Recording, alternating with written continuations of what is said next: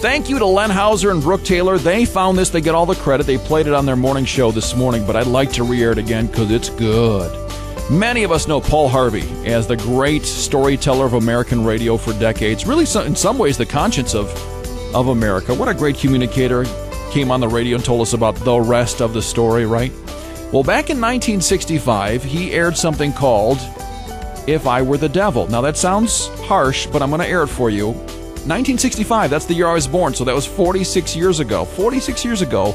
Listen to what some of he said hasn't come true. Now, the audio quality is suspect on this because there was actually never an official recording. This is someone who recorded it off the air on a tape recorder. But I think you'll get the gist.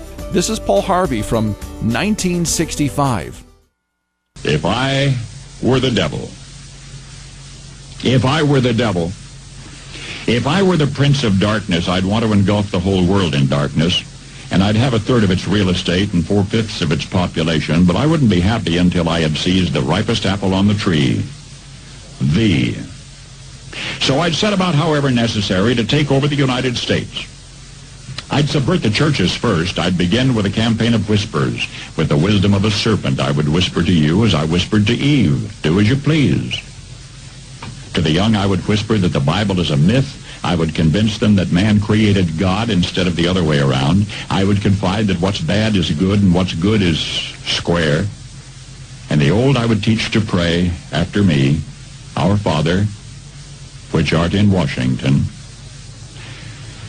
And then I'd get organized. I'd educate authors in how to make lurid literature exciting so that anything else would appear dull and uninteresting. I'd threaten TV with dirtier movies and vice versa.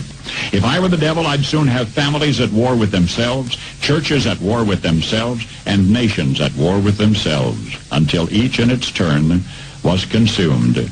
And with promises of higher ratings, I'd have mesmerizing media fanning the flames. If I were the devil, I would encourage schools to refine young intellects, but neglect to discipline emotions. Just let those run wild. Until before you knew it, you'd have to have drug-sniffing dogs and metal detectors at every schoolhouse door. Within a decade, I'd have prisons overflowing.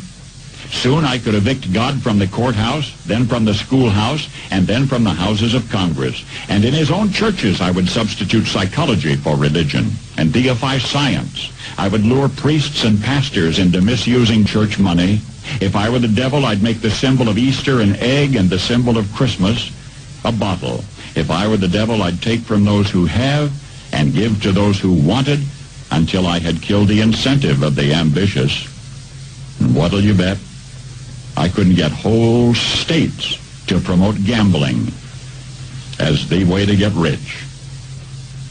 I would caution against extremes in hard work, in patriotism, in moral conduct. I would convince the young that marriage is old-fashioned, that what you see on TV is the way to be. In other words, if I were the devil, I'd just keep right on doing what he's doing. Isn't that pretty amazing? Paul Harvey from 46 years ago. Again, thanks to Len and Brooke for sharing that with me so I could share it with you. 4:32, another